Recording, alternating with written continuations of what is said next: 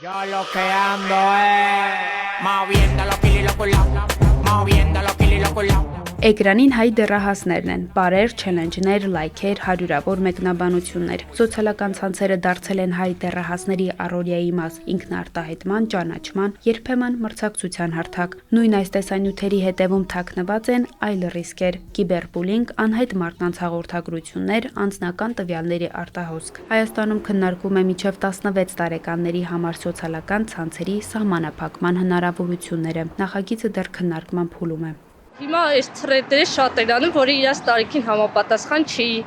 այդ ֆիլտրերից օգտվելը ու շատ վատ բաներ են նաև տեսնում ու սովորում։ Որովհետև երեխաները շատ են ընկալված այդ ինտերնետով, դրա հետ միասին մտնում են ինչ կապերի մեջ։ Համացանցը ամեն ինչով ողողված է, դրա համար այդ տարիքի երեխաներին պետք չի որ մտնեն, ստեն մտնեն այնտեղ։ Իսկ իրանց չեն կարող արգելեն, որ չմտնեք։ Ինչու դուք Որտեղ ինքը իմ կողքը չի,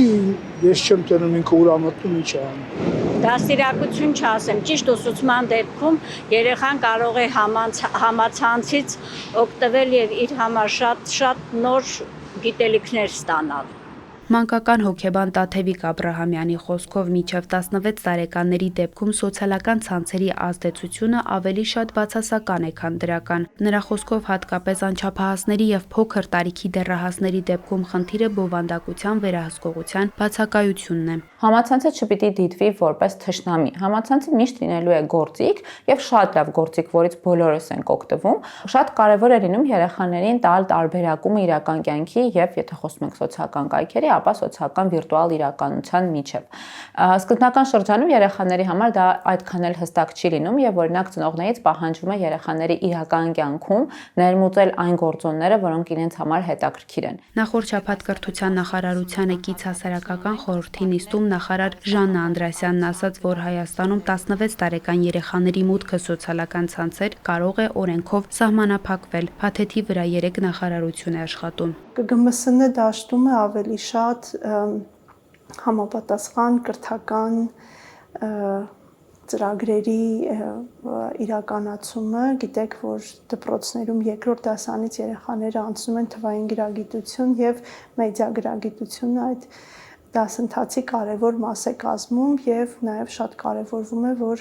մենք ծնողների հետ որոշակի աշխատանք կարողանանք անել։ Մեր օրերում դեռահասների առօրյան դժվար է պատկերացնել առանց սմարթֆոնների։ Շատ աշակերտներ հեռախոսները տանում են դպրոց, իսկ դասարանի հաղորդակցությունը հաճախ իրականացվում է սոցիալական հարթակների խմբերի միջոցով։ Քովիդի ժամանակ կրթական գործընթացի մեծ մասը տեղափոխվեց թվային միջավայր։ Այդ ժամանակ ձևավորված հաղորդակցության մշակույթը պահպանվել է մինչև այսօր։ Ավելացել են տիկտոկյան թրենդները, որոնցում երբեմն ներգրավված են ուսուցիչներ։ Մի կողմից սա կարող է դիտարկվել որպես երեխաների հետ նույն հարթակում հաղորդակցվելու փորձ, մյուս կողմից որտեղ է սահմանը կրթական միջավայրի եւ ժամանցային բովանդակության միջև։ Եթե տանում ենք այդ ճանապարհով, որ ես որպես մեծահասակ ես այդ հիմա կներգրավեմ այս process-ում, դա ենթադրում է, որ ես շատ հստակ ուղղորդումներ պիտի անեմ, որ սա նկարում ենք եւ սա միակն է լինելու, կամ եթե մենք ստեղծում ենք այս տեսակ հարթակ, ապա բոլոր տեղեկությունները պիտի լինեն այս ձևով, բայց անել միանգամյա